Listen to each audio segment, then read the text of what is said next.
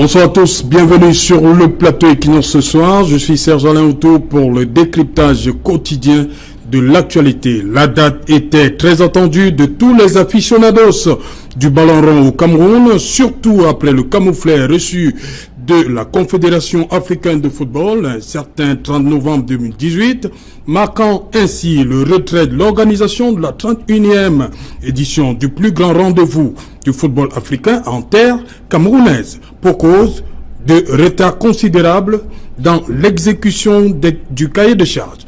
Le 31 mars 2019 était donc considéré comme date de livraison des chantiers, bien que la CAF ait opéré un glissement de date 2019 passant à 2021. Avec un délai largement dépassé, force est de constater sans embâche que le Cameroun refuse de livrer les chantiers de la CAN 2019. Entre contrats de gré à gré, accordés à des constructeurs sans compétences avérées, des grèves à répétition des ouvriers sur des sites d'Olembé et de Garoua, les chantiers sportifs, hôteliers, routiers, aéroportuaires, hospitaliers et même de télécommunications stagnent. Bref, nous ne sommes pas toujours prêts, synonyme d'un deuxième mensonge d'État, pensent certains analystes. 31 mars 2019, aucun chantier de la Coupe d'Afrique des Nations livré. Madame, Monsieur, c'est le fait du jour.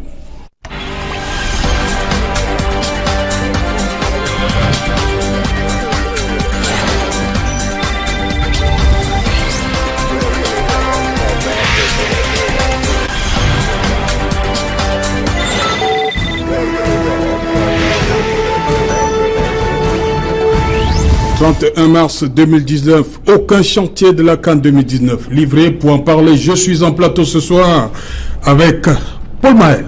Bonsoir Paul. Bonsoir Serge Alain, bonsoir à mes co-panélistes et bonsoir à vos très nombreux téléspectateurs. Voilà, bienvenue sur le plateau Paul Maël. Merci infiniment. Voilà, vous vous rappelez, on va le dire comme ça, la parenthèse de la présidentielle. Oui, après la parenthèse de la présidentielle, il faut bien revenir aux affaires courantes. Oui. Donc voilà, je suis devenu journaliste. Oui. Et, producteur aussi. Hein. Oui, producteur. Oui. Je lance une boîte de production qui s'appelle Well Done, et qui a pour vocation de fournir du contenu aux télévisions notamment, parce que c'est la vocation de la boîte de prod de fournir du contenu aux télévisions. Donc nous, on va fournir du contenu aux radios et aux télévisions. Ok. Voilà. Journaliste producteur, Paul Maël. Bienvenue une fois de plus sur le plateau. Merci infiniment de m'avoir invité. Merci beaucoup. À côté de vous, Barthélémy, comme tu étais. Bonsoir. Bonsoir Serge Alain. Oui. Bonsoir à tous les co-panélistes. Oui. Bonsoir aux nombreux téléspectateurs de votre télévision. On vous a toujours vu lorsqu'il s'agit des questions de décentralisation, mais ça c'est un domaine que beaucoup ne connaissent pas encore de vous. C'est-à-dire, vous êtes polytechnicien, ingénieur eméritus, c'est-à-dire? Oui, un ingénieur eméritus, c'est un ingénieur qui a plus de 30 ans d'expérience professionnelle. Okay.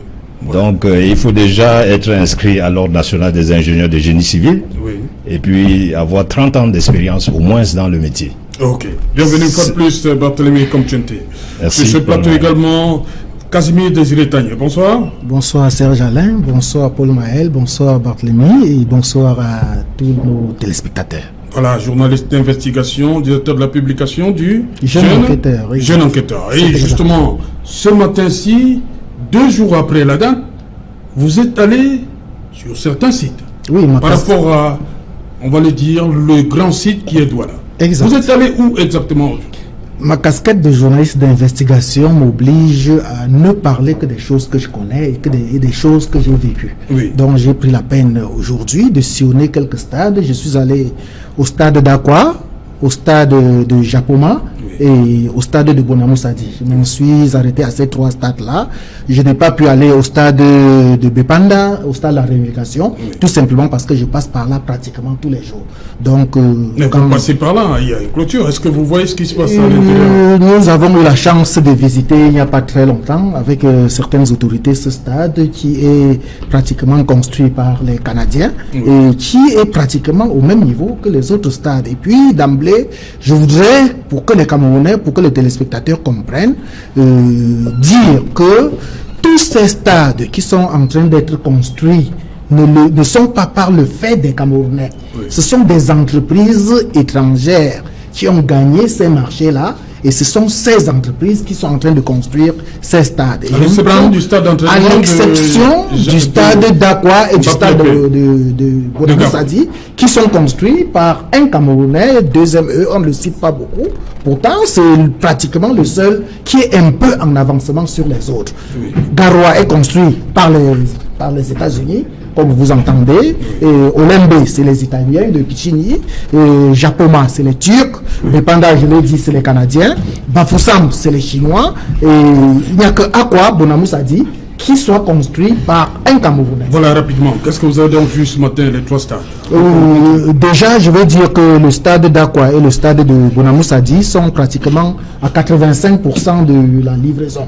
Donc, et puis, même les 15% restants sont le fait de l'État du Cameroun qui a cru devoir ajouter des avenants sur le contrat initial et qui n'arrive plus à payer ces avenants-là. Parce qu'au départ, pour le cas du stade d'Aqua, il était question de faire un simple stade d'entraînement. Et vous savez, qui dit stade d'entraînement, c'est un stade light où il n'y a pas de grandes infrastructures, il y a juste l'aire de jeu, à peine une tribune de 1000 places. Oui. Mais on a transformé le stade d'Aqua en un stade complet parce que les Camerounais se sont dit, après la CAN, il y aura la vie qui va continuer. La vie ne s'arrête pas après la CAN. Donc, le stade d'Aqua, c'est un stade aujourd'hui complet qui comprend les commissariats, des toilettes, l'aire de jeu, les vestiaires et tout ce que un stade d'entraînement pour être aux normes d'une compétition comme la CAN doit avoir des vestiaires, doit avoir des gardiens de 1000 places, comme vous dites. C'est-à-dire qu'il y a... On n'a rien inventé. C'est juste en termes de capacité qui n'est pas... on est passé à 4000 places au lieu de 1000 places. Voilà. Le stade d'Aqua. Donc on est passé de 1000 places à 4000 places. Voilà. Et tout ça, c'est des avenants qui ont été ajoutés sur le contrat et l'État du Cameroun n'arrive plus à payer ces avenants-là, d'où le blocus actuel et c'est là où on en est. Ok. Sur ce plateau, il vient d'arriver Samuel Vogt. Bonsoir. Bonsoir.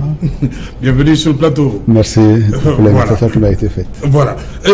Dites-moi, Paul Maël, si la CAF venait à organiser aujourd'hui, 2 jours après le 31 mars, une visite d'inspection, vous pensez qu'elle peut nous dire que comme ça qu'on va organiser? Non, je pense que le résultat. Casimir vient de dresser un tableau exact de la situation. On n'est pas prêt. Oui. C'est une vérité de la palisse. Mais ce qui moi me surprend, c'est que les gens soient surpris qu'on ne soit pas prêt. Oui. C'était prévisible. Et on aurait eu un minimum d'objectivité. Malgré les 4 mois? Ouais. Non, on aurait eu un minimum. Je vais vous dire, pardon, moi, il y a un vieil adage dans mon village qui dit qu'on ne regarde pas là où on a chuté, on regarde là où on a trébuché. Si vous revenez sur la CAN de manière chronologique, vous vous rendrez compte que il y a 2 ans, en 2017, on aurait dû se rendre compte qu'on ne serait pas prêt. Parce que nous avons obtenu la CAN en 2014, on est resté tranquillement sur nos lauriers pendant 3 ans, sans rien faire. Pour 2 raisons. Et l'analyse que je fais est confirmée par ce que vient de dire Casimir, c'est-à-dire que ici, les gens se disent attendons la dernière minute. Pourquoi on attend la dernière minute? Pour 2 raisons. D'abord parce que à la dernière minute, on passe des marchés de gré à gré. Et vous savez tout ce que ça comporte en termes de rétrocommission.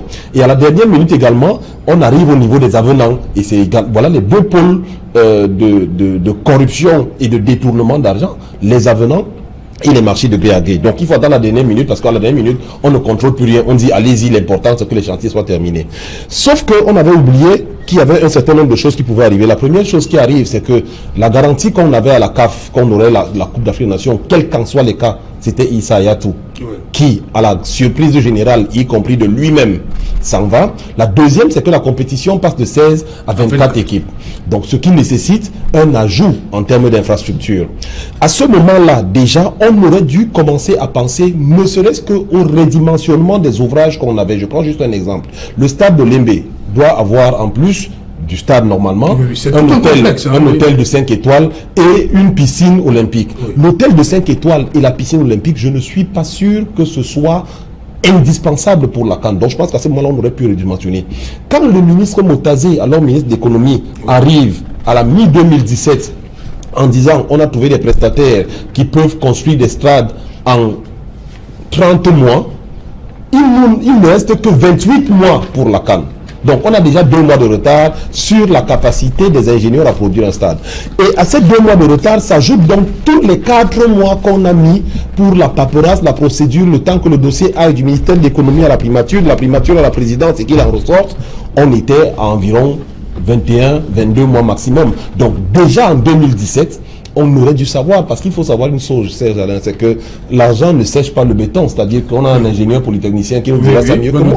S'il est prévu que le béton sèche en 3 jours, même si vous mettez 1 milliard dessus, il séchera en 3 jours. Okay. Donc à partir de 2017 déjà, tout le monde savait qu'on ne serait pas dans les temps en mars 2019. Barthélémy Komtchété, on a suivi tout le dossier préparé par la rédaction Equinox hier.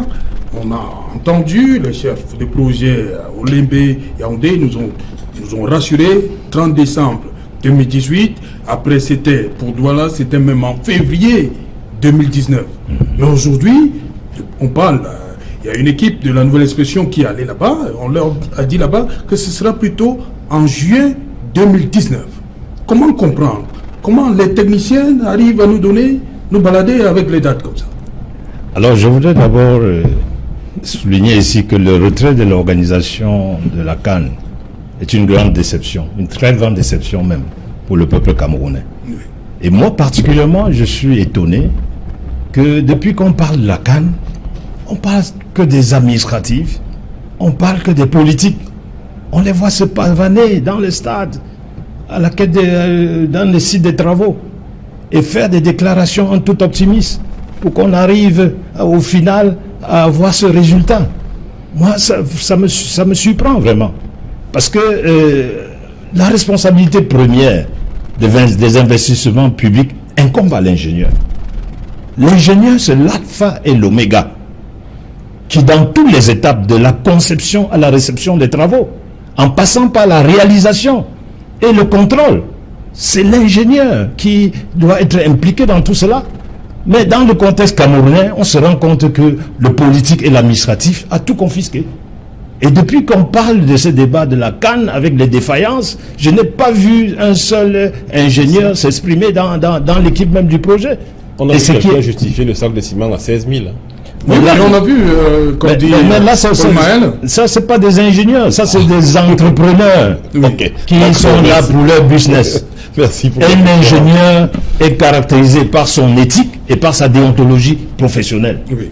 Et un ingénieur n'est pas là pour faire du n'importe quoi. Un ingénieur a sa satisfaction quand un ouvrage est réalisé, quand un ouvrage est utilisé par les destinataires, et quand un ouvrage est inscrit dans la durée. Donc, vous voyez, avec toute cette défaillance, on a dépensé beaucoup d'argent. Oui. Mais 1200 millions. Au-delà du fait que la Banque mondiale dise que nos ouvrages coûtent parfois 4 fois plus cher, déjà nous, les ingénieurs, il suffit de rentrer dans les sous-états des prix pour comprendre qu'il y a quelque chose qui ne va pas. Les politiques devraient vraiment s'appuyer sur les ingénieurs et les laisser faire leur profession, sans toutefois leur imposer une conduite à tenir. On ne serait pas à des résultats pareils. Okay. C'est tout à fait déplorable qu'on en arrive là, alors que notre pays a des ingénieurs qualifiés. Samuel Mout, Barthélémy Komtchété vient de jeter comme ça un pavé dans la mare. Les politiques, paraît que vous vous êtes accaparé cette affaire, au point même, comme disent certains, vous avez poussé le chef de l'État à mentir au peuple camerounais. Les politiques.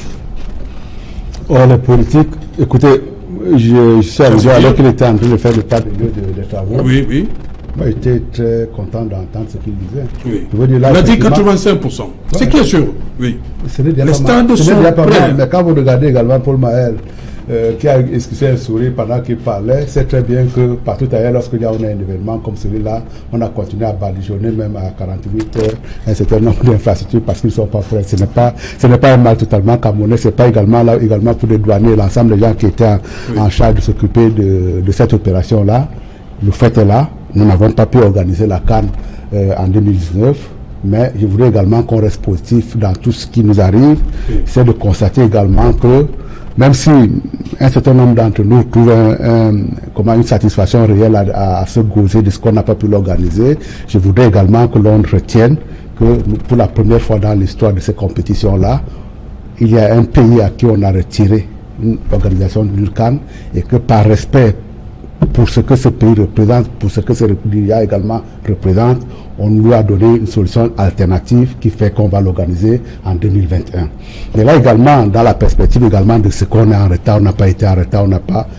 Là également, encore une dernière fois, j'insiste sur le fait qu'il arrive très souvent que dans le cadre de ces événements-là, qu'il y ait des retards qui puissent être accusés. Est-ce qu'on aurait pu les éviter? Il y a un audit ultérieur qui nous le dira. Est-ce qu'il y a eu des dépassements de budget là également? On nous le dira un de ces jours. Et vous savez très bien, au Cameroun, on prend des décisions. Peut-être qu'on ne prend pas l'habitat d'un certain nombre de personnes, mais on finit tout de même par les prendre. Mais je voudrais également noter que vous avez également remarqué que la Côte d'Ivoire, après avoir été versé pendant 2 ou 3 semaines, a fini par admettre également que son glissement était tout à fait naturel, parce que contrairement à ce qu'on a dit également du côté du Cameroun... C'est le fait de passer de 16 à 24 qui fait reculer. Mais voilà, mais c'est un argument important. Et je peux vous dire également dans la volonté du président de la CAF, je vous ai cité le respect du président de la République parce que pour ce qu'il représente dans le cercle des chefs d'État africains. Le Cameroun également, c'est un grand pays, quoi qu'on en dise, c'est un grand pays. Mais là également, la CAF n'était pas très confortable en termes de respect des engagements contractuels. Je ne suis pas sûr qu'ils étaient très confortables. Et c'est très bien qu'on ait pu trouver des solutions de rechange, qu'on organise cette CAN. Mais retenez bien le bout de phrase. Nous souhaitons vous la reprendre pour confier notre personne, pour que vous puissiez vous préparer de manière convenable, de telle manière à assurer un grand écart à cet événement. Pour paraphraser, c'était les frères d'Amad. Il faut s'en tenir à cela. Bon, maintenant, effectivement, je suis d'accord avec lui. Lorsqu'on organise un événement comme celui-là, quand on dit qu'il faut faire des budgets, les fidèles, on ne le fait pas pour le plaisir de les faire. C'est pour dire effectivement, il faut qu'on soit premièrement efficace à atteindre l'objectif en disant qu'il faut, s'il faut les livrer les stades 2 mois avant, on les livrera 2 mois avant, mais également être efficient. Être efficace, c'est d'abord atteindre son objectif et consommer le moins de ressources possible. Dans le cas, effectivement, j'entends qu'il y a des sacs de ciment qui ont été vendus pour 16 000 francs, effectivement, qu'on sera rendu et qu'on sera demandé en temps opportun. Mais je voudrais tout simplement qu'on reste positif. Parce que dans cette histoire-là, Paul Maël, je vois qu'il brûle la vie de reprendre la parole. Oui. Attendez. Respectons-nous déjà. Oui. Soyons enclins à demander des comptes quand nous pensons qu'on doit nous rendre des comptes. Mais le respect... Mais est-ce qu'il faut attendre que la situation progresse comme ça pour demander des comptes? Écoutez... Après le 30 novembre, le peuple camerounais on avait jusque-là... Les dirigeants également hyper réactifs, très souvent se brûlent les ailes également, aussi. Et il faut donner du temps au temps, ce n'est pas une phrase camerounaise, elle est de Mitterrand. C'est-à-dire qu'il y a un temps pour prendre des décisions, il y a un temps effectivement pour tirer un certain nombre de leçons. Ce n'est pas notre temps à nous, parce que nous ne sommes pas... à ce stade-là, oui, on doit prendre des décisions, mais là également, il faut prendre des reculs, parce que si vous prenez des décisions sur la base des flux d'informations que vous recevez au quotidien, peut-être vous en couperez. Ok. Comment vous voulez réagir? Je voulais réagir sur ce que dit... Non, je suis totalement d'accord, Samuel. Je suis totalement d'accord quand vous dites que dans tous les pays où il y a eu de compétition, on n'est pas prêt. Et je peux même vous dire que quand vous regardez le niveau d'infrastructure que nous avons aujourd'hui, moi j'ai eu le privilège d'aller à 6 CAN en tant que journaliste. Il y a des pays qui n'avaient pas la moitié de ce que nous avons aujourd'hui en termes d'infrastructure. Donc, je peux vous le dire. Okay. Maintenant, je ne suis pas d'accord avec vous sur 2 choses. La première chose avec laquelle je ne suis pas d'accord avec vous, c'est comment je vais dire ça, la légende urbaine qui voudrait qu'il y ait certains Camerounais qui soient heureux qu'on n'ait pas eu la CAN. C'est archi faux. Non, je vous promets. Je vous promets, c'est archi faux. Je vais vous expliquer. Moi, je suis journaliste. Je suis allé couvrir, comme je vous ai dit, 6 CAN en tant que journaliste. J'ai eu la chance, ces 10 dernières années, d'avoir sillonné pas mal de pays en Afrique et d'y avoir des amis. J'étais heureux de leur dire, vous viendrez voir chez nous comment on fait la CAN. Je suis allé dans des pays où la CAN a été organisée dans des conditions vraiment, excusez du peu, minables. Et je disais à ces gens-là, vous viendrez chez nous voir comment ça se passe. Donc, je ne peux pas me réjouir aujourd'hui. Il y a certaines personnes qui, peut-être légitimement en plus, ont pensé qu'au regard des problèmes sociopolitiques et de la situation sécuritaire que nous avions, ce n'était peut-être pas le moment. Voilà. C'était peut-être pas le moment. Mais je pense qu'il n'y a personne qui peut dire qu'accueillir un événement comme la CAN pour un pays comme le nôtre, des années après celle de 72, était une mauvaise chose. Maintenant, pour revenir à l'objet du retard, ce qui choque si tant est-il que les gens soient choqués, c'est pas le fait qu'on n'ait pas eu la CAN, c'est pas le fait qu'on soit en retard. C'est le fait d'abord que ce retard aurait pu être évité. C'est le fait qu'on a dépensé 4 à 5 fois plus d'argent que des gens qui organisent la même compétition et finalement, on ne l'est pas. Et c'est le fait que cette dépense ait été faite dans le contexte actuel, le contexte socio-politique actuel, avec la crise sécuritaire qu'on connaît qui menace 6 régions du pays. C'est ces éléments-là qui ne peuvent pas être occultés. Quand vous les sortez du contexte, Samuel, l'analyse va forcément être faussée. Il faut tenir compte du contexte dans lequel nous nous trouvons aujourd'hui et dans lequel nous apprêtons à accueillir la CAN. Et moi, je me réjouis aujourd'hui que nous accueillons la CAN en 2021 parce que je me dis que d'ici 2021, le gouvernement de la République comprendra que la priorité des priorités, c'est de ramener la paix, l'unité nationale dans le pays. Ça veut dire résoudre la crise avec nos frères du nord-ouest et du sud-ouest avant de faire venir des étrangers chez nous. Ok. Casimir Désiré-Tanier, nous sommes éligibles pour cette CAN en septembre 2014, mais comme a dit Paul Mahel, c'est 2 ou 3 ans plus tard qu'on voit véritablement les lignes bouger. Et là, ça ouvre la porte à ce qu'on parle de gré à gré, on dépense plus, on peut même venir des préfabriqués au Cameroun. Il faut se demander pourquoi de 2014 à 2016, on n'a pas attribué des marchés ou bien on n'a rien commencé. Parce qu'il n'y avait pas d'argent. Quand on attribue la CAN au Cameroun, le Cameroun n'a pas d'argent. Voilà. Et là, je vais faire un flashback en 1972. Oui. Lorsque on décide d'organiser la CAN en 1972 au Cameroun, il n'y avait ni le stade de la Réunification, ni celui de Amadou Ahidjo. Et il n'y avait pas d'argent. Le président d'alors, Amadou Ahidjo, cherchant de l'argent, tend finalement la main à l'ONCPB. L'ancienne ONCPB, qui était la banque des agriculteurs, qui avait un flux d'argent stocké. Et c'est cet argent qu'on utilise pour construire rapidement, en 6 mois, le stade Amadou Ahidjo et le stade de la Réunification.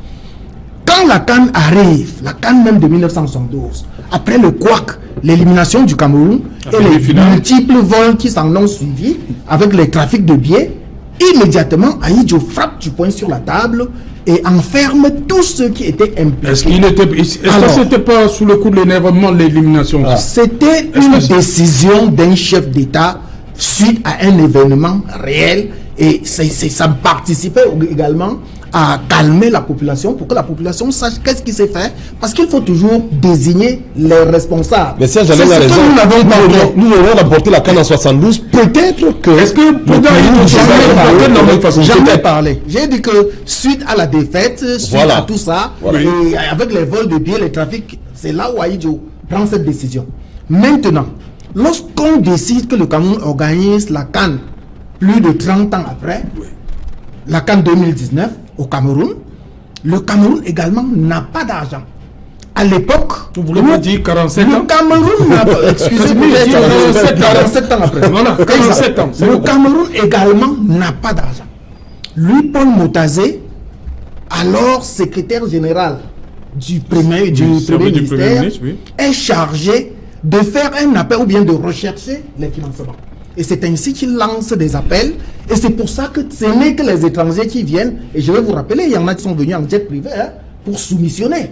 Et diplomatiquement, politiquement, on choisit les pays, comme je vous ai dit là tout à l'heure, Turquie, Chine, États-Unis, France, et ainsi de suite. Parce qu'il faut dire que même notre camarade, notre compatriote, qui est camerounais, qui construit les 2 stades que j'ai cités tout à l'heure, il a eu le parrainage de la France pour qu'on lui attribue ces stades. Donc, tout a été fait politiquement. Mais donc, il y a eu le temps, le retard, le temps de chercher les financements, le temps de constituer le dossier administratif et tout cela. Mais, cela ne devrait pas être une raison pour ces entreprises de justifier leur retard. Parce qu'ils ont pris des engagements. On a vu des grands reportages où ils disaient, d'abord c'était en décembre, le délai de livraison, après c'était en mars, et aujourd'hui, on ne sait même pas si c'est ça, juillet, on ne sait même pas si lors de la CAN 2021, ils seront prêts parce que, avec tout ce qui se passe sur le terrain, avec les grèves qui se passent à répétition dans tous les stades, on ne sait pas si ça va se... Samuel a dit restons positifs, restons positifs. Je suis d'accord, mais donc si même en 2021, ce sera pas possible. Non, je dis si on reste dans nos habitudes camerounaises. Parce que quelqu'un disait que c'est un peu comme si le diable se baladait et il est arrivé au Cameroun, son carburant est fini, il n'a même plus de l'argent pour décoller. Donc le diable est encore au Cameroun. Tant que ce diable est encore au Cameroun, je ne suis pas sûr que... C'est parce que je vous ai parlé tout à l'heure des avenants. Pourquoi les avenants ne sont pas payés? Pourquoi on ne paye pas on dit généralement... Mais parce qu'il n'y a pas d'argent. Il n'y a pas d'argent, ce n'est pas... Non, Paul. Ce n'est pas le Cameroun qui paye. C'est vrai, c'est le Cameroun qui payera parce que c'est des prêts. Chaque entreprise est arrivée avec son offre de financement. Oui. Donc le Cameroun a pour rôle de valider le marché. Si. Non, le Cameroun, je vous dis ce qui se passe. Le Cameroun a pour rôle que le ministère des Finances, la primature, il y a même une histoire qu'on a créée qu'on appelle la task force. Je crois que vous savez de quoi il s'agit. Oui. C'est-à-dire c'est l'ensemble des représentants de tous les participants qui siègent à la présidence et qui décident. Oui. Donc, dès qu'ils donnent le quitus, vous vous retournez et vous vous faites payer. Okay. Donc, c'est pas l'argent, c'est l'argent que nous rembourserons.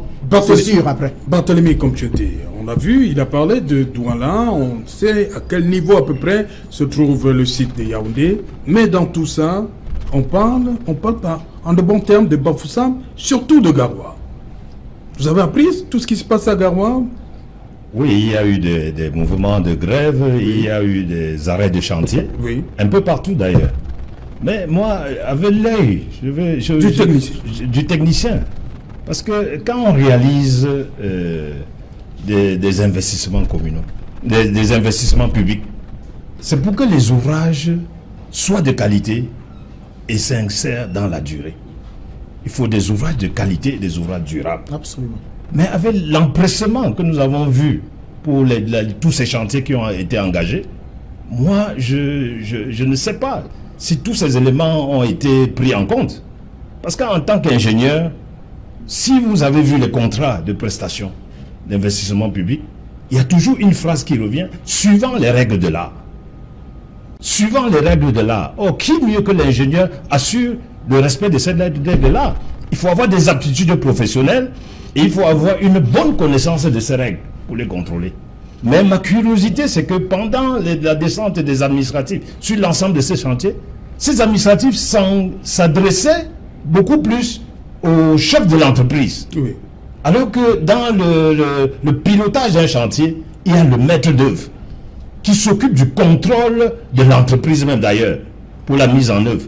Donc l'interlocuteur de ces politiciens et ces administratifs sur le chantier devrait être le maître d'œuvre, parce que c'est lui qui certifie les services faits. Alors j'ai l'impression que ici, là, on a relégué au second plan un peu cette responsabilité qui incombe au maître d'œuvre. Parce qu'à chaque fois, quand le Premier ministre arrive sur un chantier, on voit en face de lui le chef de l'entreprise. Il y a quelque chose qui ne va pas. Alors qu'au quotidien, le chef de l'entreprise en général, est sous le contrôle du maître d'œuvre. C'est le maître d'œuvre qui tient les réunions de chantier, c'est le maître d'œuvre qui certifie et approuve les décomptes pour paiement. Mais alors, quelle est cette déviation qu'on mette l'entreprise au premier plan? Non. Moi, ça me gêne parce que... Je pense aussi qu'il faut apporter ce petit correctif. Je pense que toutes les visites qu'on a, qui ont été faites, qui ont été effectuées sur les chantiers, on a vu, certes, je suis d'accord avec vous, les chefs d'entreprise, mais on a vu les ingénieurs s'exprimer sur les ouvrages. Et je pense pas qu'aujourd'hui, rendu à l'état d'avancement des travaux, on puisse remettre en cause la technicité ou alors l'ingénierie qui a été mise dans les ouvrages qui ont été réalisés. Je pense que jusqu'à ce niveau, on n'a eu aucun incident majeur, sauf peut-être la façade de l'hôtel. Mais l'incident ne se mesure pas à l'instant. Vous avez des immeubles qui font des tassements. Si un immeuble tasse de 2 cm seulement par an, en 10 ans, ça fait 20 cm. Pour preuve, vous voyez l'immeuble de la CMPS à Bonanjo, à l'avenue de Gaulle. C'est un immeuble qui est en train de subir des tassements différentiels. Ça veut dire qu'au niveau de la géotechnique, il y a eu... Et la personne qui répondra de tous ces greffes-là en premier, ce sera le chef d'entreprise. Parce que légalement, de toutes les façons, c'est lui qui engage l'entreprise. Je vois très bien que Barthélemy est reparti sur une phase corporatiste. Oui, bien entendu, dans le cadre du génie civil, dans tous les métiers d'ailleurs, le technicien doit être consulté quand il s'agit de le faire. Mais dans le cas d'espèce, la consultation se fera nécessairement en interne. Et à ce moment-là, s'il a des réserves à émettre par rapport à la tendance managériale qui a été prise au point de pouvoir fragiliser par exemple l'édifice qui est en train de monter, il peut contester, il peut démissionner, il peut apporter des réserves. Mais je pense seulement que dans le cas de visite de chantier, c'est nécessairement le responsable d'entreprise qui a la personne qui est légalement engagée, contractuellement engagée, qui doit être... Mais l'entreprise travaille sous le contrôle du maître d'ouvrage. Le chef d'entreprise, c'est également pour exécuter. Maintenant également... Qui contrôle que l'entreprise met suivant les règles de l'art? C'est le maître d'œuvre. Lorsqu'il y aura une visite technique, dans ce cadre, c'est une visite de supervision. Quand il y a une visite technique, il me semble quand même que les gens qui viennent contrôler, les bureaux d'études qui contrôlent, non pas pour interlocuteur, le chef d'entreprise qui très souvent n'a pas la compétence nécessaire, on demande à ce moment-là au technicien. Mais dans le cas... Mais non, le contrôle d'un chantier se fait au quotidien. Mais également, il y a un problème. Parce que le dosage, le respect des règles de l'art, c'est au quotidien. Ouais, mais si vous laissez un béton dosé à 350, vous tournez le dos, l'entreprise cherche à gagner de l'argent. Est-ce que vous a échappé que le ministre des Sports que nous avons à l'heure actuelle, c'est un agrégé des droits publics? Voilà. Il ne parlera jamais de béton. Il ne parlera jamais de béton parce que ce n'est pas de sa compétence. Oui. Et donc, effectivement, il enverra des gens, peut-être c'est pas le ministère des Travaux publics ou je ne sais pas quel. Mais il enverra à quelle heure? C'est au quotidien. Sortons de là. Quand on envoie des gens en supervision technique pour pouvoir être sûr qu'on respecte les dosages nécessaires, on ne va pas être très souvent avec la télé et la radio. Et dans ce cadre, mais vous avez également insisté sur le problème de qualité des prestations, de qualité des travaux, de qualité des édifices. Sauf qu'une fois que vous avez posé ces préceptes-là, vous revenez encore me réveiller un patriotisme ici qui n'a pas sa place. Oui, en tant que consommateur, je prendrai nécessairement là où je pense que le rapport qualité est le meilleur. Et donc, peut-être on peut protester le fait qu'on nous apporte des préfabriqués. Voilà, ça fait justement. Tant de main-d'œuvre que l'on perd. Mais est-ce que techniquement, parce que là également, attendez, quand vous signez un contrat, on vous dit font partie intégrante du contrat que vous êtes en train de signer. Il y a l'offre qui vous a été, la demande de soumission qui a été, le dossier de soumission, l'appel d'offre qui vous a été envoyé, mais également votre offre. Et quand on dit votre offre, c'est à la fois votre offre technique et votre offre financière. Bien entendu, dans le cas de respect de ces délais-là, si vous avez fait initialement votre soumission en disant je ne peux tenir ces délais que dans la mesure où on m'autorise à faire des fabrications à l'extérieur parce que ici je n'aurai pas de compétences. C'est le cas. Paul Maël, justement, il y a eu ce retard dans le démarrage des travaux et forcément il y a eu, on a fait arriver des préfabriqués. C'est la porte ouverte à la surfacturation. Non, c'est pas des préfabriqués que par la surfacturation. La surfacturation part bien avant. C'est-à-dire que, et aujourd'hui, la surfacturation n'est pas sur le seul chantier qui a eu des préfabriqués. Oui. Elle s'étale sur tous les chantiers. Oui. Il faut préciser, pour Maître de l'eau Moulin de Casimir tout à l'heure, qui nous relatait le processus d'attribution des marchés, que la première condition à l'époque déjà, parce que nous avions 3 ans de retard, c'était qu'il fallait trouver un prestataire qui puisse construire, du moins pour les deux principaux ouvrages. Ce sont Jacoma et Olembe, des gens qui pouvaient les produire en 30 mois. C'était ça le challenge à l'époque. Mais je dis à ce moment-là, on était déjà à 28 mois de l'échéance. Donc, l'option que les Turcs ont proposée, qui leur semblait la plus facile, la plus viable, c'était de dire, écoutez, nous on peut le faire, mais à condition qu'on puisse faire venir des préfabriqués. Donc, c'était pas une option. À ce moment-là, on était déjà dans la procédure de l'urgence. Et je vous ai décrit tout à l'heure en début que quand on est dans la procédure de l'urgence, il y a 2 pôles où des gens détournent de l'argent plus facilement. C'est premièrement l'attribution des marchés de gré à gré. Là, il n'y a plus d'appel d'offres, donc on y va de gré à gré. C'est des rétrocommissions, c'est de la surfacturation. Et les avenants au contrat, où les gens se disent que bon, on a dit faites m'appeler pas un terrain d'entraînement, et un petit preste, il vous dit non, mais écoutez, non, finalement, au lieu de 1000 places à la tribune, faisons 4000 places. C'est un moment donné où les gens vous disent, écoutez, dans les délais qui nous sont impartis, à Olembe, laissons l'hôtel 4 étoiles et laissons la piscine olympique. Et quelqu'un vous sort, non, c'est le stade qui porte le chef de l'État. Il faut qu'au moment où il va venir inaugurer la CAN, que tout soit prêt. Mais ce n'est pas parce qu'il aime le chef de l'État. C'est parce que si vous enlevez l'hôtel 4 étoiles et vous enlevez la piscine olympique, vous enlevez une grosse marge dans la commission qu'il a prévu d'avoir. C'est comme ça que les surfacturations viennent. Et quand vous ouvrez le champ, quand l'entrepreneur qui vient, qui est un étranger, se rend compte que dans votre mode de fonctionnement, vous privilégiez la commission au travail qu'il a à faire, mais qu'est-ce qu'il fait? Lui aussi, il a une entreprise qui veut faire des marges considérables, il s'engouffre dedans et ça va à volo où un type vient à la télé vous dire que essayez de justifier qu'on puisse vendre un sac de ciment en vous disant une énorme bêtise, et j'en veux à ma consoeur de ne l'avoir pas repris, en vous disant que les marchés publics participent de la redistribution de la richesse nationale. C'est une incongruité incroyable qui passe à la télé et que personne ne dit rien.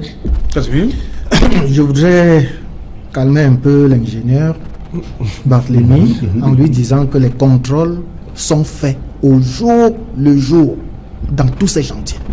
Il y a même un bureau de contrôle qui a été recruté uniquement pour cela, qui s'appelle, c'est une entreprise, une très grosse entreprise que tu dois connaître étant dans le génie civil, ça s'appelle Louis Berger, qui est chargé de contrôler et qui ne badine pas avec la qualité.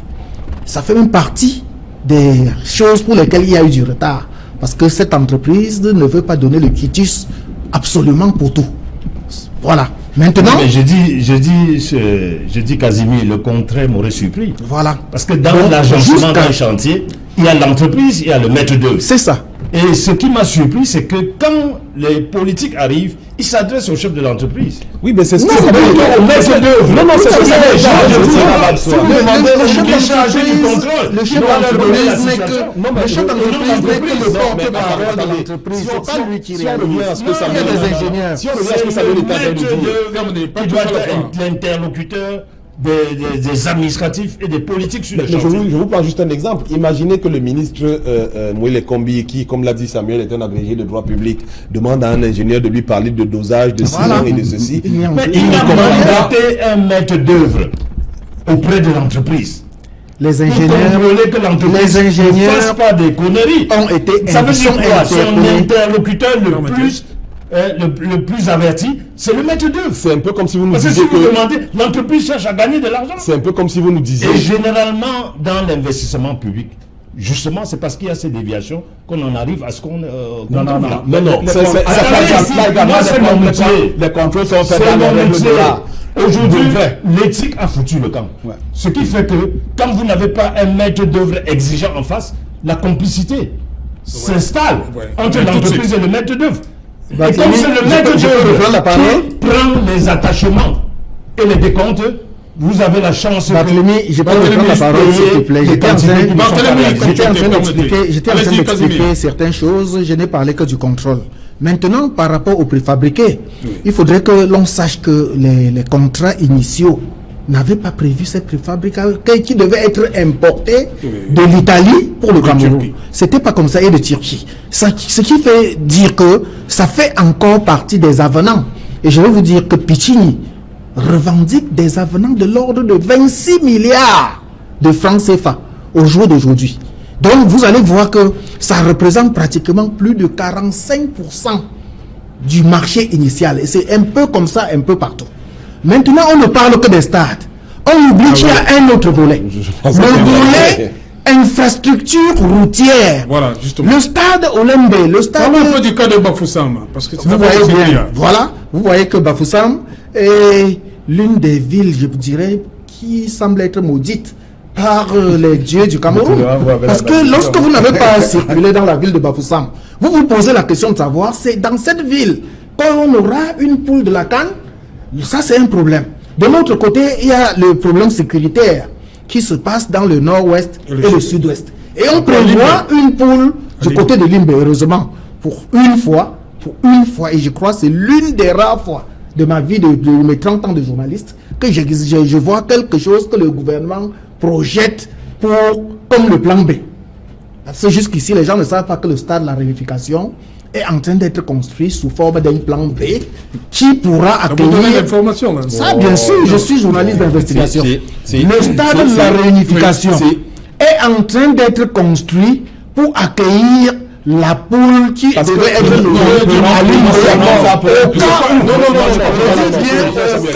Est-ce qu'il n'y aura pas un problème politique? Ça va poser un problème politique. Ça va poser un problème politique. Attendez, il s'agit... Comment ils vont prendre la chose de là-bas si on leur retire la poule?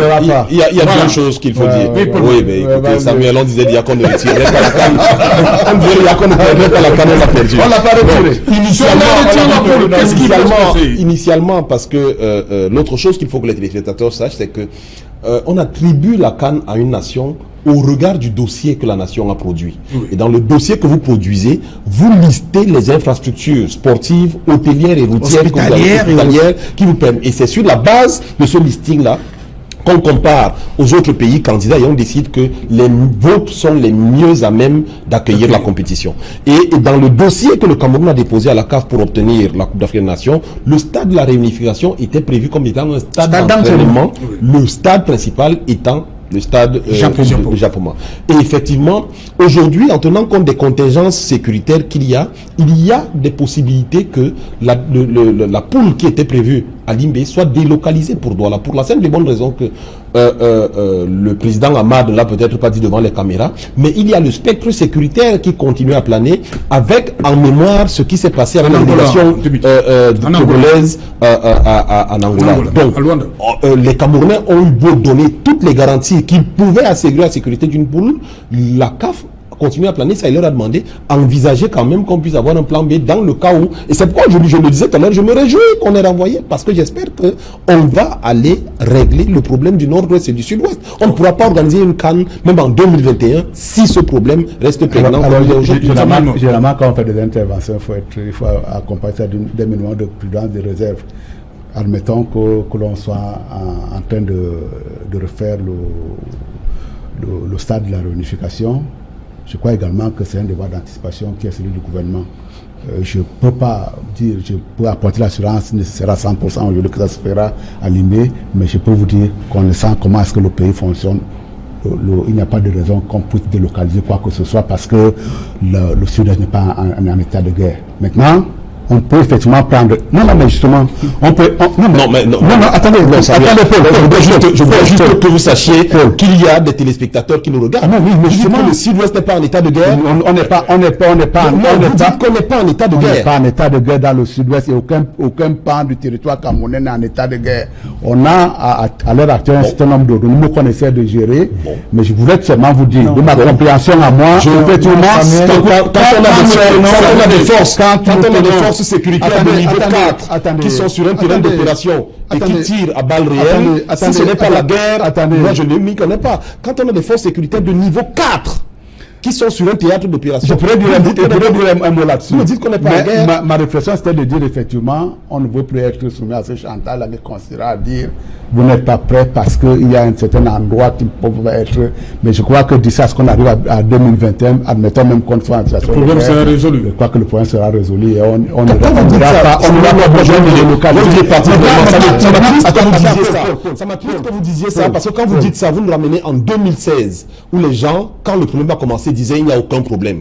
Le fait que vous le disiez aujourd'hui, 3 ans plus tard, avec tout ce qu'on a connu comme dommage et comme gravité, avec tout ce qu'il y a comme déplacé, comme personnes qui sont aujourd'hui en bourse, comme des enfants qui ne vont pas à l'école, et que vous disiez que la situation, c'est de, vous qualifiez ça de remous, moi ça m'attriste. C'est grave. C'est grave, Samuel, ce qui se passe dans le nord-ouest et le sud-ouest. C'est très grave. Vous ne pouvez pas négliger ça en disant qu'il s'agit de remous. Alors, les remous ne font pas que les enfants n'aillent pas à l'école pendant 3 ans. Les remous ne font pas qu'on ait plus de 500 000 déplacés. Les remous ne font pas qu'on ait plus de 500 000 morts civils et militaires. C'est pas des remous. C'était pas l'objet. On est en guerre, Samuel. On est en guerre. C'était pas l'objet. C'était pas l'objet de la discussion de ce soir. Vous dites que Limbe ne sera pas délocalisé. Limbe ne sera pas délocalisé, mais je voudrais revenir à ce que Paul dit tout à l'heure. Quand j'ai fait ma remarque sur le fait qu'il y a eu une certaine forme de jubilation qu'il y a eu à travers un certain nombre chez un certain nombre de personnes, on voit effectivement que... Après le 30 novembre. Voilà, effectivement.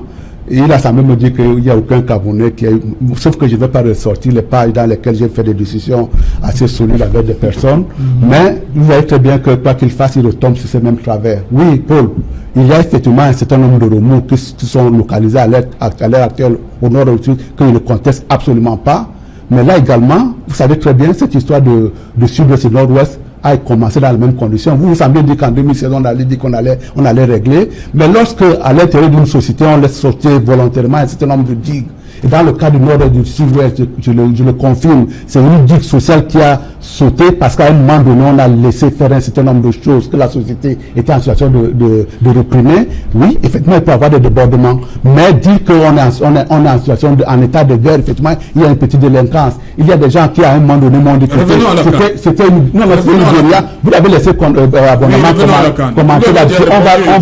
On va revenir sur la CAN. Mais c'est pour tout simplement dire, soyons sérieux dans tout ce que nous faisons. Il n'y a pas une jubilation à avoir quand on voit que la République est en danger. Il n'y a pas une jubilation à avoir quand on est en situation de manière générale, en situation d'échec. Mais pour ce qui est de la CAN, effectivement, nous avons appris d'un certain nombre d'éléments du passé qu'un certain nombre de personnes reprochent aujourd'hui. On prend des mesures d'anticipation qui fait que, effectivement, si ça se bloque, mais c'est pas un souhait pour moi, dans le souhait, effectivement, en titre de situation de rechange, on pourra utiliser le stade de la réunification. Mais, je me bats bien, j'ai aimé pour une fois une intervention de Joseph-Antoine Bell qui disait, mais effectivement, quand on vous dit qu'il y a la guerre au sud-ouest, on oublie que le sud-ouest commence là, à Bekoko. Et quand vous pouvez aller à Bekoko, je n'ai pas besoin d'être armé. Et là également, vous voyez très bien que les gens circulent allègrement, mais quels sont les gens qui font la guérilla aujourd'hui, s'il faut l'appeler comme ça? C'est des gens qui le font avec des fusils de chasse. Ce n'est pas ça que moi j'appelle les situations de guerre. Oui, ils sont effectivement dangereux parce qu'on arrive à les maîtriser. C'est le peuple de guerre asymétrique quand vous venez parler de la guerre. Mais ce n'est pas une guerre qui peut empêcher qu'on puisse organiser un événement à Libé si on prend des dispositions nécessaires. Oui, effectivement, nous avons en mémoire ce qui s'est passé dans le d'accord. Préparons-nous à ce qu'on puisse accueillir les événements dans les sites qui ont été prévus et mettons-nous ensemble pour que ça se passe à ces endroits-là. Moi, je voyais le volet politique, Samuel Maud, parce que retirer aujourd'hui, c'est-à-dire délocaliser, comment les populations là-bas vont accueillir. C'est pour ça que je peux vous dire, c'est davantage coupé court. Je veux dire, en disant même si cette information est en circulation, il vaut mieux ne pas l'exploiter à l'heure actuelle pour ne pas créer un certain nombre de remous supplémentaires ailleurs. Je pense que le gouvernement prendra des dispositions nécessaires pour que la CAN puisse se dérouler à Lille. Dans le nord-ouest et le sud, au sud-ouest. Barthélemy, comme tu dis, au niveau de, si on parlait un peu de la communication, voilà, on a passé le 31 mars, aucun membre du gouvernement pour dire aux Camerounais ce qui se passe. Sur la gestion même de c'est les journaux qui en parlent, les débats sont organisés sur les plateaux de télé, l'État ne dit rien.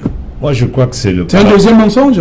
Non, je ne dirais pas un mensonge. Parce que vous avez parlé du mensonge d'État, je crois que c'est un abus de langage.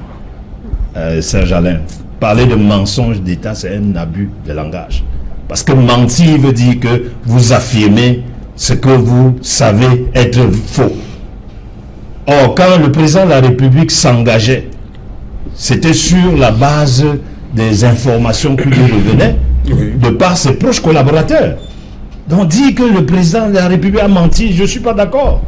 Parce que mentir, c'est affirmer ce qu'on sait être faux. Ça veut dire quoi? Quand le président de la République s'engageait, il savait que c'était faux. C'est l'engagement qu'il prenait. Donc, les collaborateurs ont mal assisté le président de la République. Parler du mensonge d'État, il faut que les gens assument leurs responsabilités. Leurs responsabilités.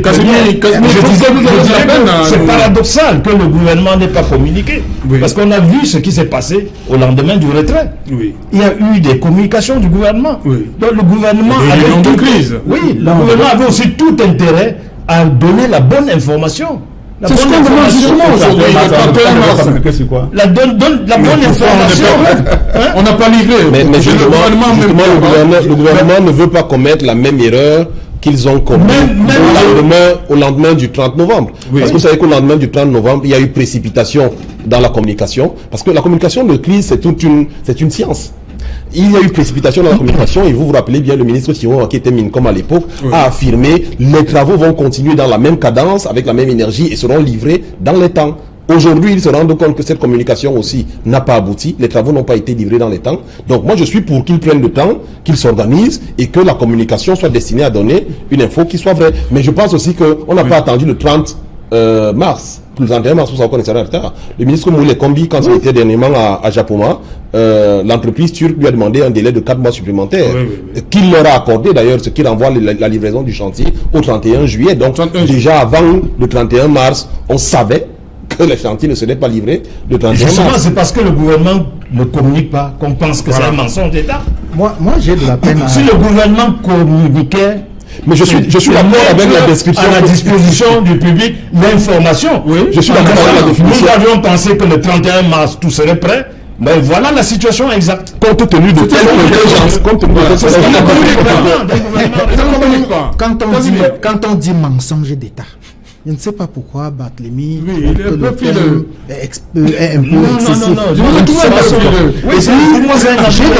J'ai de la peine à accepter quand on dit tout le temps qu'on a menti au chef d'État.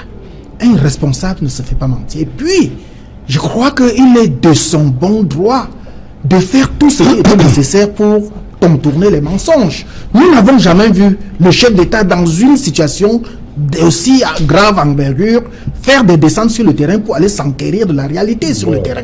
Pas encore. Je dis bien, monsieur Samuel Motte, nous ne l'avons pas encore vu faire des descentes, ni à Olembe, même le stade qui est le plus proche de lui, et qui est en train d'être baptisé de son nom. Une autre incongruité camerounaise. On ne baptise jamais un stade avant de l'avoir construit. Ce n'est qu'au Cameroun qu'on voit pareille chose. Mais le Cameroun, c'est le Cameroun, c'est normal que nous ne fassions pas les choses comme les autres. Comme vous le dites. Alors, si on lui a menti, comme on le dit, qu'est-ce qu'il a donc pris comme décision pour sanctionner ceux qui lui ont menti? Tout au contraire, il a fait un jeu de dames où il a enlevé le ministre de la Jeunesse et des Sports, envoyé à la culture, enlevé certains responsables qui étaient cités, sont devenus ministres d'État, d'autres ont changé de portefeuille, et finalement, le public n'a rien vu. Parce que le public attend des comptes de la première responsabilité qui est le chef de l'État, qui doit sévèrement punir ceux qui lui ont menti, si tant est bien qu'on lui a menti. Donc, s'il vous plaît, j'ai du mal, j'entends tout le monde parler du ministre des Sports de l'époque, j'ai du mal à voir son degré de responsabilité. Il n'est pas le seul. Je vais vous citer les responsables. Je vais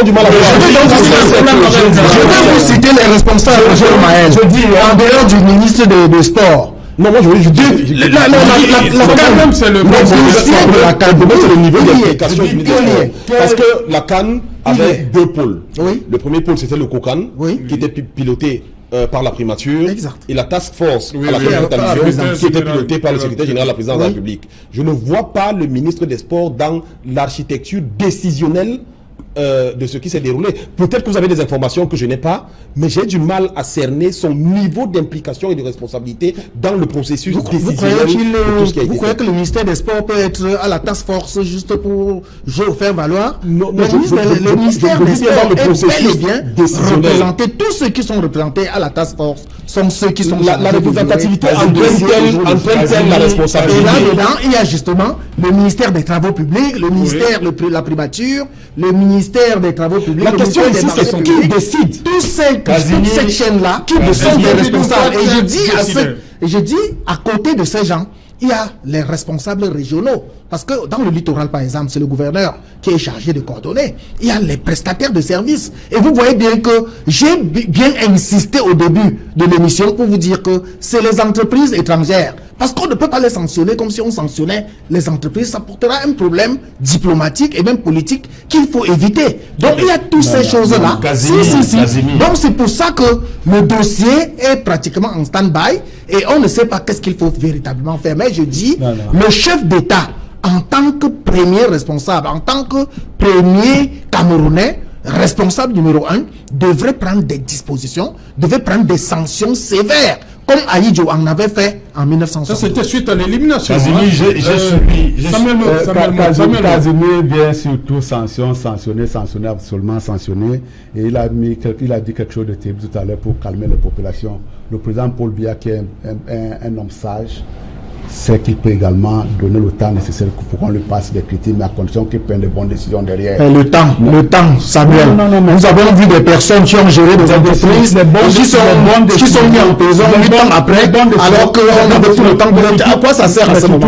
Il ne succombera pas à ce que vous êtes en train de faire, à vouloir sur un plateau de télévision commencer à énumérer les différents responsables, parce qu'on n'a ni qualité, ni compétence nécessaire, ni la bonne information pour pouvoir le faire. Non, c'est pas les culpabilités que moi j'établis. Nous savons qui était responsable de quoi. Ça ne se cache pas. C'est pas moi qui le dis. Je ne suis pas la justice pour établir la culpabilité. Maintenant, pour ce qui est de la communication, je voudrais dire à Kazimi que... Pour ce qui est de la communication, je crois que c'est une question de journaliste. Je ne vois vraiment pas l'intérêt. Les seules communications qui se passent aujourd'hui, c'est qu'on voit très bien que le ministre des Sports est à pied d'œuvre pour pouvoir faire la ronde de tous ces chantiers-là, pour pouvoir faire l'état du lieu pour qu'on puisse avancer.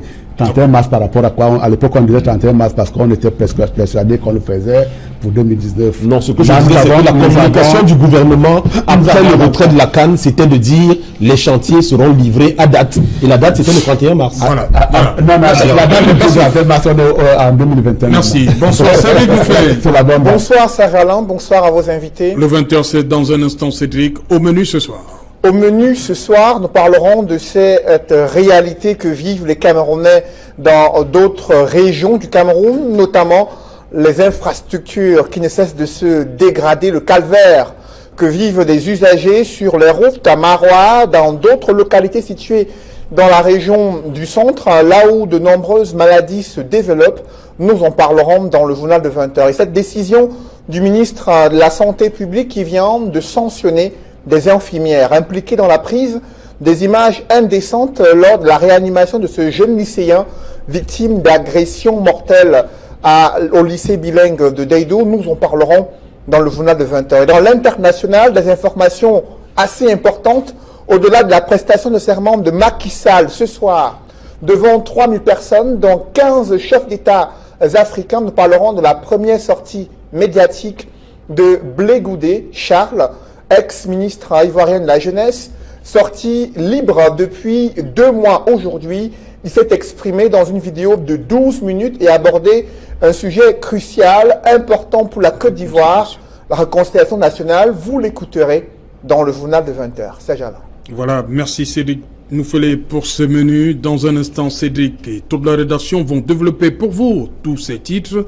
Quant à moi, je vous retrouve après pour Equinox Soir, deuxième partie, le temps du débrief, toujours en compagnie de nos 4 invités. Place tout de suite, madame, monsieur, à la pause. Journal.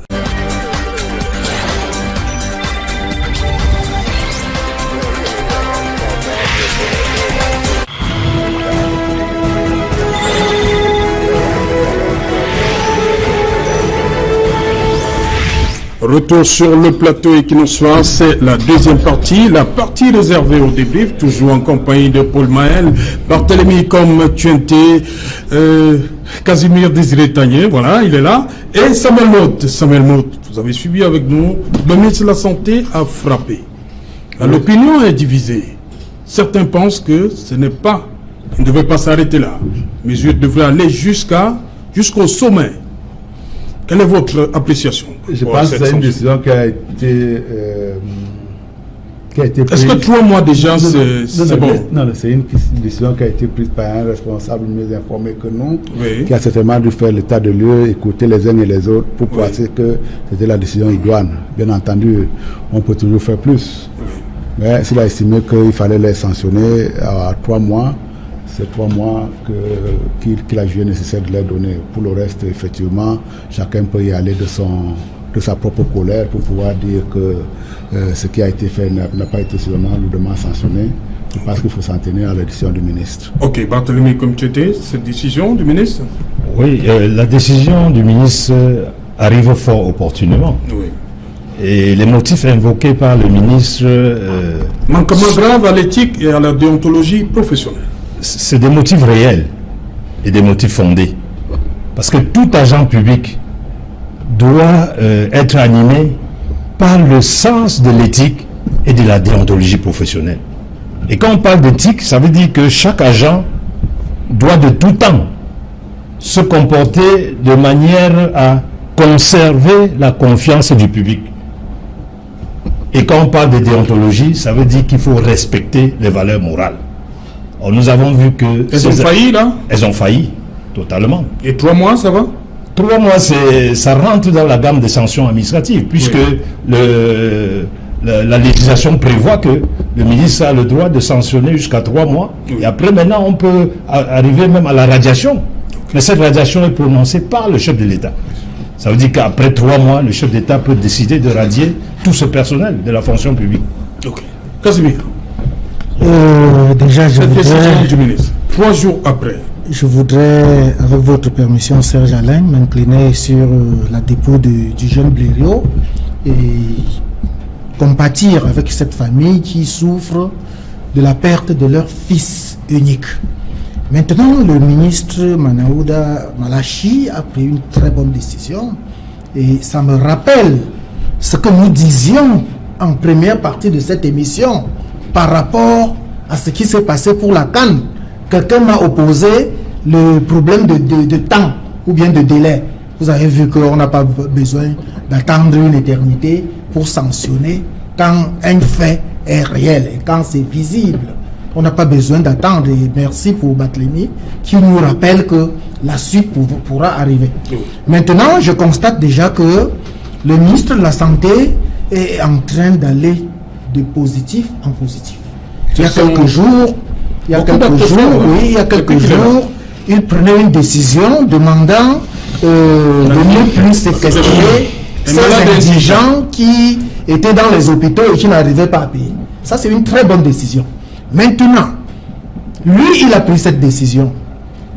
Rappelez-vous qu'il y a quelque temps, Koumatekel a été éventré au vu et au su de tout le monde en mondovision du côté de l'hôpital La Quintigny.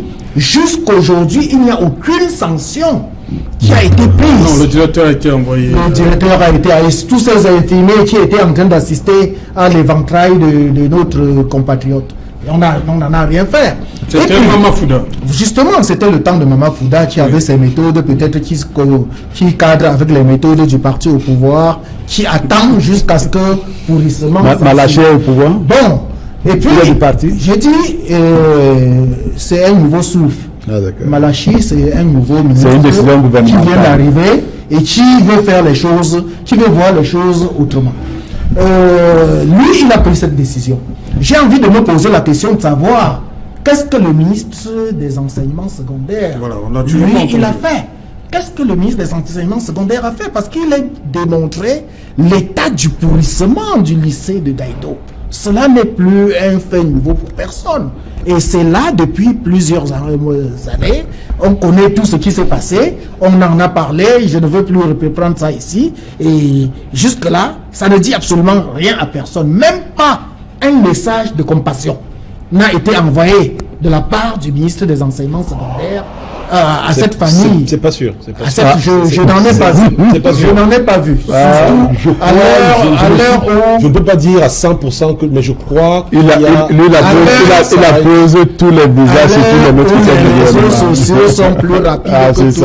S'il y avait la moindre décision ou bien la moindre information, parce que je pense qu'en plus du message de compassion, il est prévu une descente du ministre, de 3 ministres, je crois, le ministre de l'éducation, de l'enseignement secondaire, le ministre de la santé et du ministre de la promotion de la femme et de la famille, quelque chose comme ça. Ils doivent attendre que la situation... Justement, pourquoi attendre...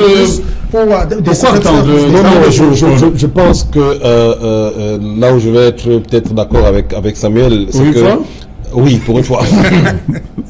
Non, d'abord, pour revenir sur la décision du ministre de la Santé, j'apprécie la réactivité du ministre de la Santé depuis qu'il est en fonction. Il y a d'abord eu un tweet.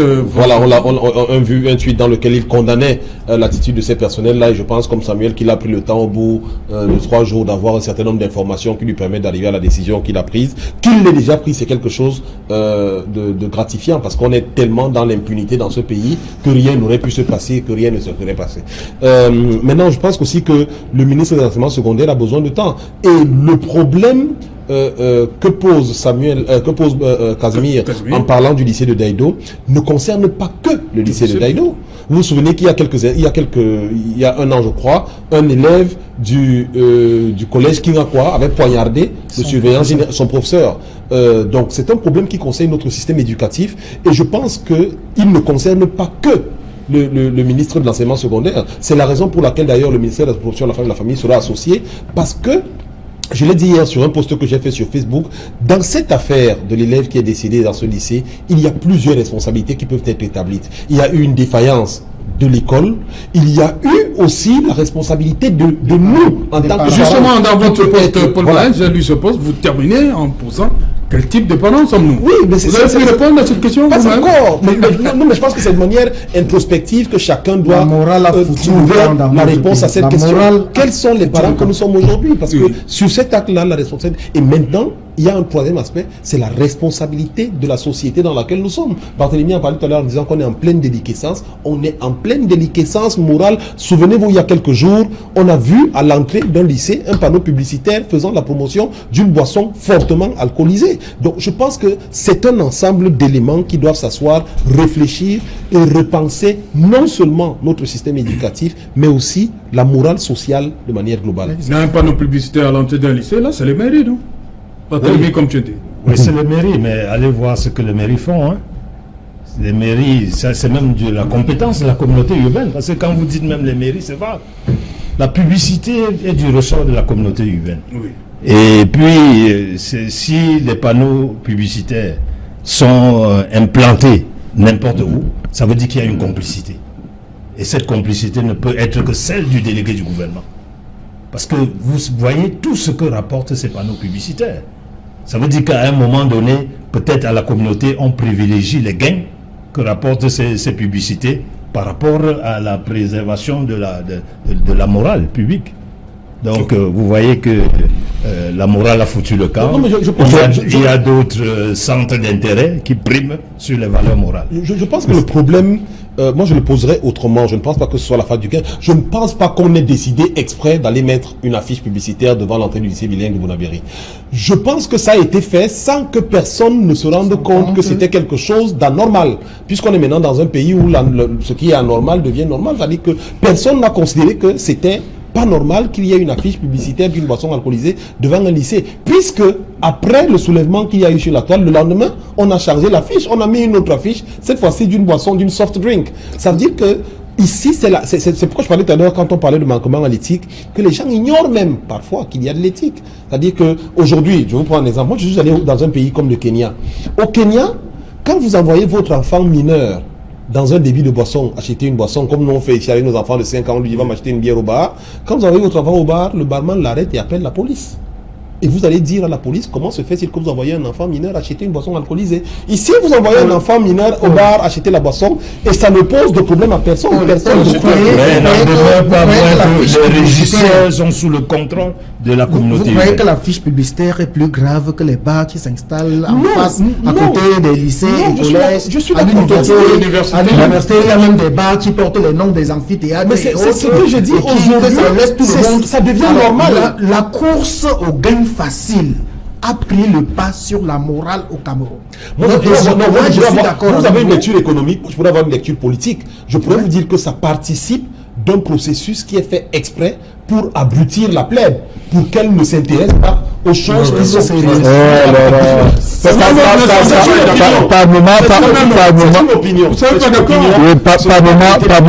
l'opium du peuple. Par moment, j'ai envie de voir Paul s'apaiser, mais le naturel revient sur le galop. Et croyez-moi, lorsqu'il m'arrive de porter un jugement quelque part sur un fait, quel qu'il soit, un fait social, économique, politique, je voudrais avoir suffisamment de la réserve et du recul pour pouvoir me prononcer.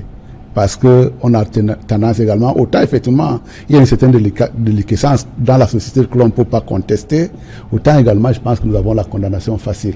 Il a commencé tout à l'heure en s'inclinant sur la dépouille du jeune homme qui a perdu la vie en allant chercher le savoir, mais également nous devons avoir la même compassion pour ses parents, mais également pour les parents de l'enfant qui a pris le poignard pour pouvoir le planter sur la poitrine. Hier, l'honorable parce que se mettait un peu à la place de la mère du je ne l'avais pas suivi, oui. Donc je ne suis pas seul. Je ne suis pas si seul que ça. Parce que là également, nous avons la tendance à condamner. J'ai aussi élevé des enfants. Je continue à élever des enfants. Quand un enfant très souvent commence à se mettre en marche, vous avez beau faire des caprices, peut-être. Deux fois ça réussit. Ce qui veut dire effectivement qu'on ne peut pas nous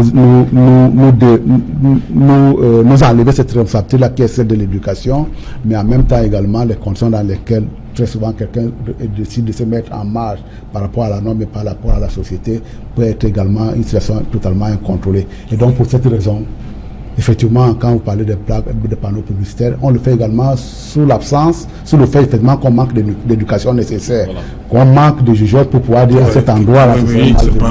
Maintenant, nous ne savons pas également, nous ne considérons pas aussi une société puritaine.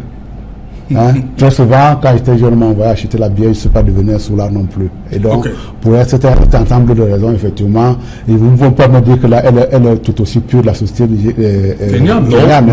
Non, pas du tout. Je veux dire, les gens qui débarquent dans le supermarché, qui caillassent tout et qui... Dans tous les cas, il faut revoir la morale. Il faut revoir la morale au Cameroun. Voilà, on passe donc au deuxième centre d'intérêt, Charles Blé Goudé. Je commence avec vous, Paul Maël. On a vu Charles Blé Goudé, il sort de la haie, de la prison de Schwerin-Ingen. On a vu, vous avez aussi des images de Charles Blé Goudé, le leader de la FESI, avec Guillaume Kigba-Forisoro. Vous l'avez vu comme leader des jeunes patriotes. Vous l'avez également vu comme ministre de la jeunesse du gouvernement Akpengbo après l'élection de 2010. L'homme a-t-il changé? Oui, les années de prison l'ont changé, l'homme? Oui, enfin, je ne sais pas si c'est la prison qui l'a changé, mais là, quand je vois l'élément qu'on a vu dans le journal tout à l'heure, beaucoup de maturité. J'ai vu beaucoup de maturité.